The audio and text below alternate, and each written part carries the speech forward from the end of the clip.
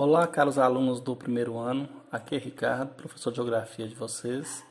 Nós vamos hoje começar as atividades da semana 1 do PET do volume 2 de Geografia. E o eixo temático é Mutações do Mundo Natural. E o tema, Domínios Morfoclimáticos Brasileiros. Materinha fácil, bacana de se estudar, tá? Para resolver as atividades, obviamente, temos que ler o texto introdutório com seus conceitos e assistir também o vídeo proposto no PET.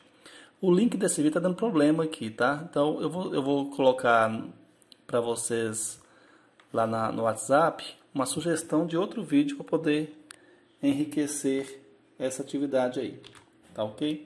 Então, vamos lá. Domínios morfoclimáticos, domínios fitogeográficos, tudo é a mesma coisa. Agora, quando eu falo domínio, tem uma razão de ser. Porque nesses domínios, no domínio amazônico, não existe apenas um tipo de vegetação. É o que há predomínio. Você vai pegar um mapa de biomas ou domínios fitogeográficos, domínios morfoclimáticos brasileiros, você vai encontrar lá um limite específico, só que isso não existe. Existem áreas de transição, chamadas áreas ecótonas, onde passa-se de um tipo de vegetação para outro tipo de vegetação. Então, você tem misturas. Na Caatinga tem elementos do Cerrado, no Cerrado tem elementos da Caatinga. A parte do Cerrado que vai ter elementos de florestas alagadas, como Pantanal, por exemplo. Tem a Mata de Cocais, que é uma transição. Então, vejam bem, não existe um espaço onde há apenas um tipo de vegetação delimitado por aquela fronteira, aquelas linhas dos mapas. Tá? Há apenas um tipo de vegetação delimitado por aquela fronteira, aquelas linhas dos mapas. Tá? Por isso é chamado domínio, é onde há um predomínio desse tipo de vegetação. Tá? E a área de transição é chamada de ecótona.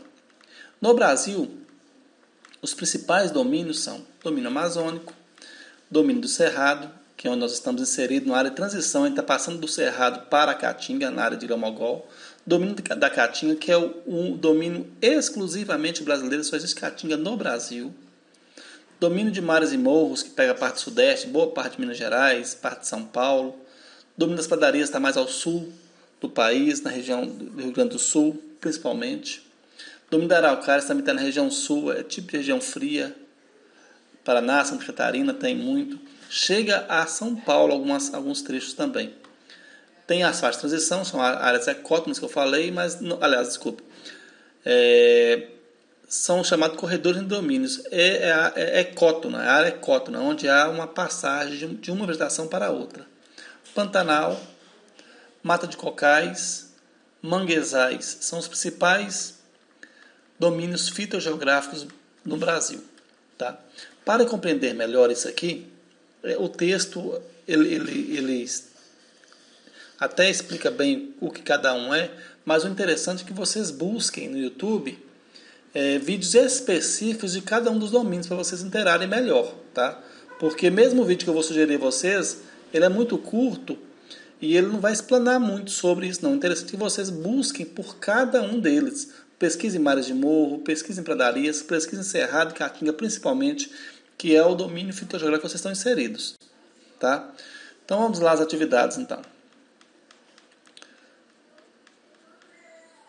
O vídeo que eu vou sugerir a vocês antes de começar a atividade é esse aqui, ó.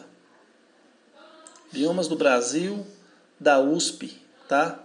É um vídeo de 17 minutos e ele mostra assim cada um dos cerrados, dos domínios. Então é bem interessante, é melhor do que o vídeo que estava proposto lá. Vale a pena assistir, tá? E serve para mostrar aqui, estamos mostrando araucárias, por exemplo, aqui, tá? Então vale a pena vocês assistirem esse vídeo para poder ter uma noção mais ou menos de como é cada tipo de vegetação dessa no Brasil. É costumeiro falar sobre biomas e ecossistemas e a gente não diferir muito essa situação. Entendam biomas como massa de vida, massa ou grupo, entendam bioma como uma massa de vida, tá? É um grande conjunto de ecossistemas interligados, um bioma. E o que é um ecossistema? Ecossistema, gente, é um sistema totalmente equilibrado, tá? Onde existe interação de vida entre os seres vivos em um determinado espaço, podendo variar de tamanho, desde uma poça d'água até uma grande floresta. Tá? O ecossistema é isso. Então, quando se fala biomas do Brasil, tem essa questão de interações entre ecossistemas. E o ecossistema é o que eu acabei de falar. Vamos lá para as questões aqui. Agora é hora de testar seus conhecimentos. Lembre-se que as pesquisas e consultas são permitidas e bem-vindas para que você realize com sucesso as atividades. Eu falei, pesquise no YouTube vídeos de cada um dos biomas, ou dos ecossistemas, ou dos domínios fitogeográficos, ou domínios morfoclimáticos. Olha o nome, morfoclimáticos, formas através do clima.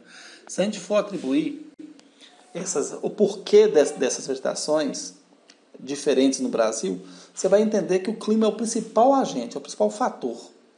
É como eu disse, se a natureza fosse uma orquestra, certamente o maestro seria o clima. Ele define muito. Muitas vezes você tem o mesmo tipo de vegetação em solos diferentes com clima igual, mas com solos iguais em clima diferente você tem outro tipo de vegetação. Então, o clima é preponderante para a diferenciação dos tipos de vegetação no Brasil. E a distribuição do Brasil, por ser muito grande, tem vários tipos de clima, então nós vamos ter vários tipos de vegetação também, que vão se adaptar ao tipo de clima. Tá? Por isso chama domínio morfoclimático também. Então vamos lá. A letra A. Que fatores contribuem para a distribuição da vegetação na superfície terrestre? Pô, acabei de falar. Né? O que faz as vegetações serem diferentes em locais específicos na superfície terrestre? O que faz isso? Tá? A biodiversidade brasileira é tão grande quanto o nosso território. Quais os principais motivos para tanta biodiversidade? Bom, gente, os seres se adaptam ao meio.